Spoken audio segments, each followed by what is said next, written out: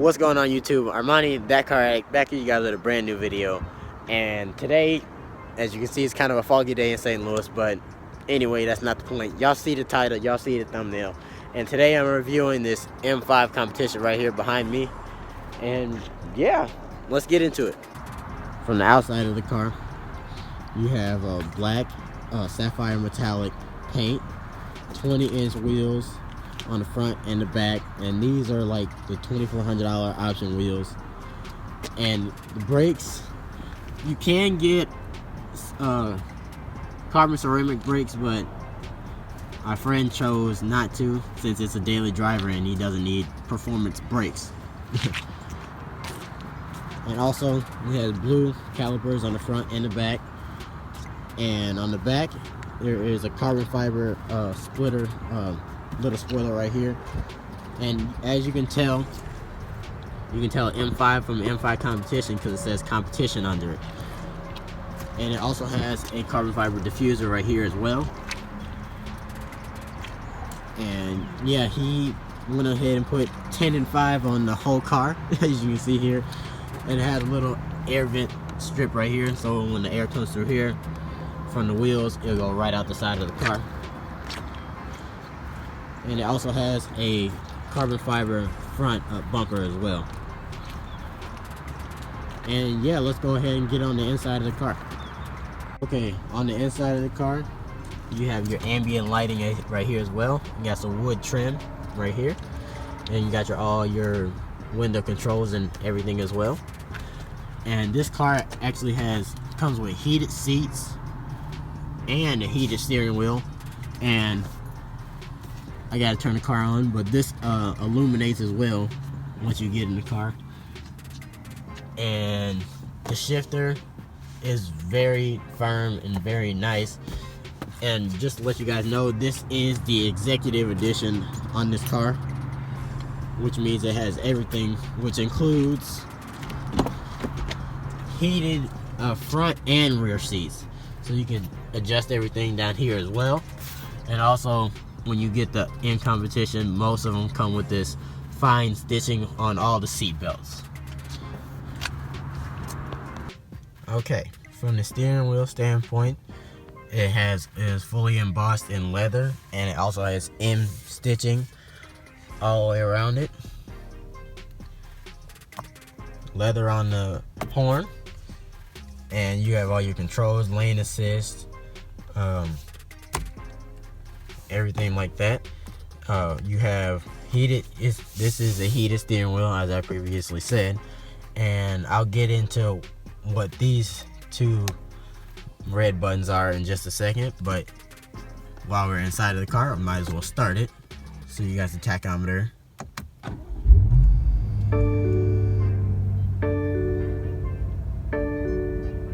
Okay, now with this, all this is pretty much touchscreen, so you can just change it and turn on the heated seats, rear seats, and everything. Just make sure that's all the way off. Just like showing you guys that. Alright, right here is your music and such. And I'll go to the media for a second.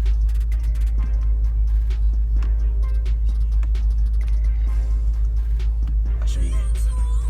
Hopefully I won't get copyright, but see that thing there? You can do this. And watch it go up. Yeah, that's a really cool touch on the interior for the music wise. And down here, as you can see, this little phone case thing right here, that means you can actually sit your phone in there and it will charge from the back of the phone. And on here, this is the shifter, so you put over and up for reverse, and down over to DS if you want to just drive in manual. Not manual, regular mode.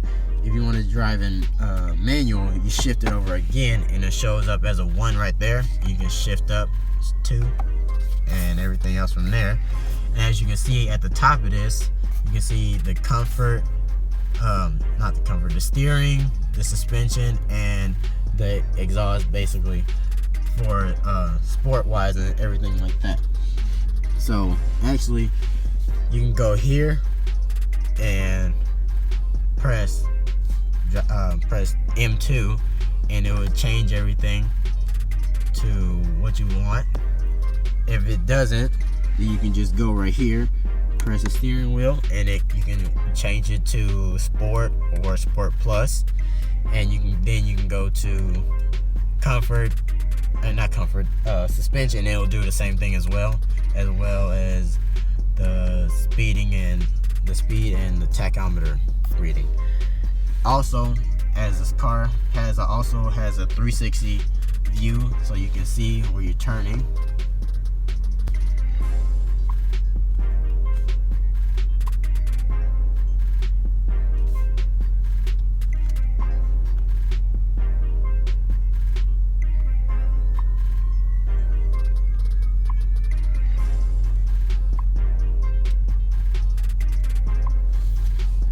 So this button here controls opening and or closing the valves, and they are open right now, so I won't need to adjust them because this car is made for those to be open. And onto the menu part. This is how your media and all your menu looks. You got your music, you got your date communication, as navigation, as the Connect drive was like connected to your phone, and the forecast and everything as well. And here's the the vehicle, and you can show the vehicle settings and the lighting, which I want to show you guys. You can go here, you can go down and change the color. Let's see, I'll change it to bronze. Watch it change colors. It changes colors all throughout the car, the front and the back. That's a really nice touch on BMW for doing that. Okay, so under the hood of this big beast, you have a 4.4 liter V8 twin turbo pushing around 617 horsepower. And yeah, it's all-wheel drive. And to me, honestly, it feels like a four-door GTR. Just saying. That's my perspective of it driving them at work. But yeah, it's not just all-wheel drive. You can actually put it in 4 low, which is like more of rear driving more than the front as well. Or you can just straight up put it in 2-wheel drive, which you can do like fat burnouts and stuff and launching and everything else like that. And yeah, the suspension on this car works well. You can feel it when you change the modes, as I previously just showed you guys. And a nice little hint I saw that they put on here like that on the inside of the hood of the car. And yeah, now we just go on the inside of the car and talk about everything else, BMW M5 history and everything else as well. So let's get into it.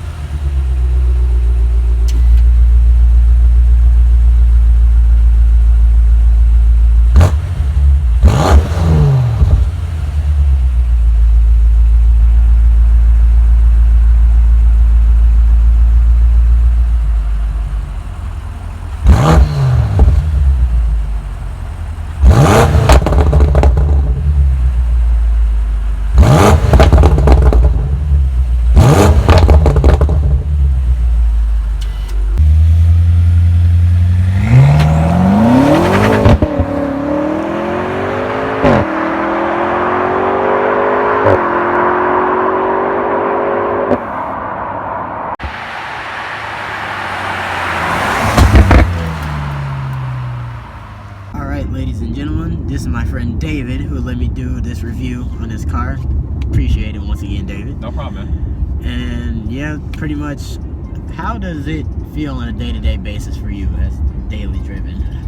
I like like it. I feel like it's a car that has a dual personality, so for my everyday use, it's pretty comfortable. It has massaging seats, which is, I know, pretty bougie, but I like it. Hey, you can race somebody and be getting a massage and still beat them. Absolutely. So yeah, that's one thing. But yeah, also I feel as if I haven't seen like thorough process of this car being like worked on, I should say. But I could say this with the V8 twin turbo is way better than the F10 M5s. That's just my personal aspect of it. Seeing some other people that have V10 M5s, they have a lot of problems after 100,000 miles, which is most cars. But other than that, this car, appearance-wise, engine-wise, everything else all the way around is better than the F10 M5. That's my personal thing.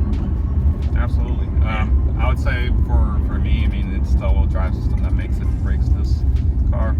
From the previous generation, it was rear-wheel drive, and it made good power, but it was never able to plan it down just because it wasn't all-wheel drive versus this car. It is all-wheel drive, so you have the use like today where it's gloomy and if it's raining and whatnot, you don't have to worry about sliding all over the place. Yeah, putting the power down. So and then with these cars, you have 0 to 60, V-boxed at 2.7 seconds versus the old car was, I think, 3.1 or 3.2. So it's significantly faster, and from a roll, they're probably pretty even. I've raced the F10 M5. It was exhaust and tuning. We were dead even. So as far as there's similar motors, but they're different in terms of a couple different components in the motor, such as cooling and oil and turbos, I believe. So